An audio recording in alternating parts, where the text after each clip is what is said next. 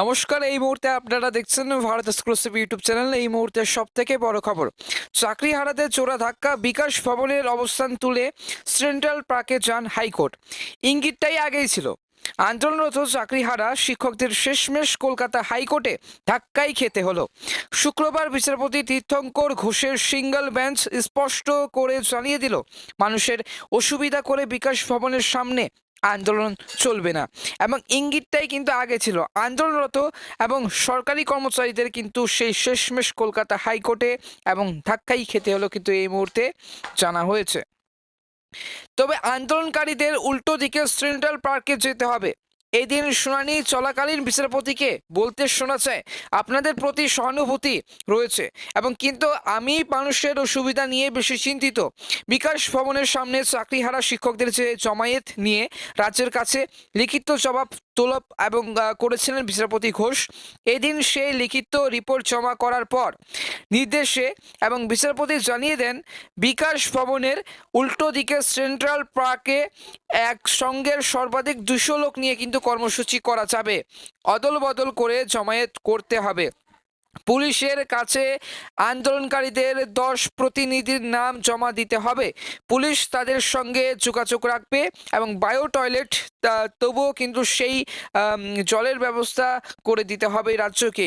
তবে পাশাপাশি আদালত অবশ্য জানিয়েছে যে যাদের বিরুদ্ধে মামলা দায়ের হয়েছে তাদের বিরুদ্ধেও কিন্তু কোনো কড়া পদক্ষেপ করতে পারবে না পুলিশ। এদিন আন্দোলনকারীদের শিক্ষকদের তরফে 2 জন এজলাসে উপস্থিত ছিলেন যে বিচারপতিকে তারা বলেন যে আমরা মানসিক যন্ত্রণায় আছি, তাই নিজেদের বক্তব্য তুলে ধরার জন্য শান্তিপূর্ণ আন্দোলন করছি।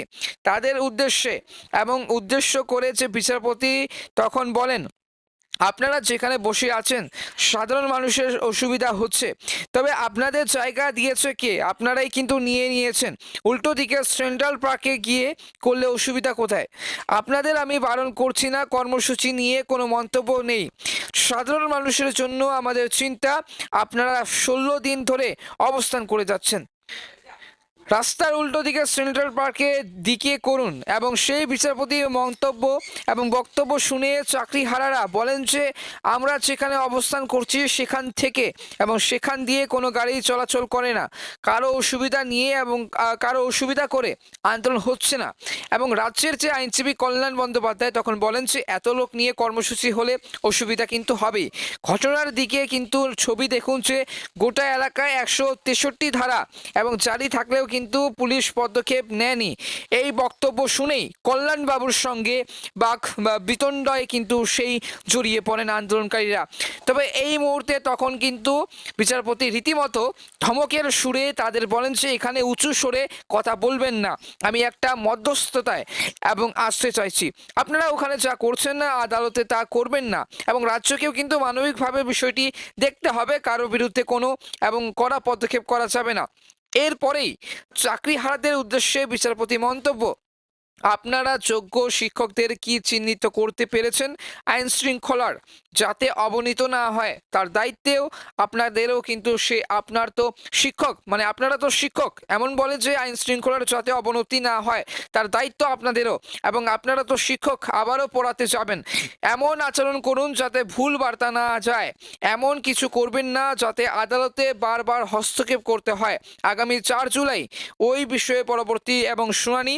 এবং চাকরিহারা যোগ্য শিক্ষক শিক্ষিকা অধিকার মঞ্চের তরফে বৃন্দাবন ঘোষ বলেন যে এই যে পুলিশের সঙ্গে আলোচনা করে শনিবার সিদ্ধান্ত নেবে এবং সিদ্ধান্ত নেব। তবে যদিও তারা যে বিভিন্ন অছিলায় সেই কিন্তু রাস্তা আটকে রাখতে চাইছেন তা একাংশের কিন্তু বক্তব্য স্পষ্ট। এবং তারা বলেন যে জল, বায়ো টয়লেট, তাঁবু হলে সরে যাওয়া কিভাবে সম্ভব? যদিও পর্যাপ্ত ছায়া ও জায়গা থাকা কিন্তু সত্ত্বেও তারা ফুটপাতে কেন উঠে আসছেন না তার উত্তর দিতে পারেননি আন্দোলনকারীরা।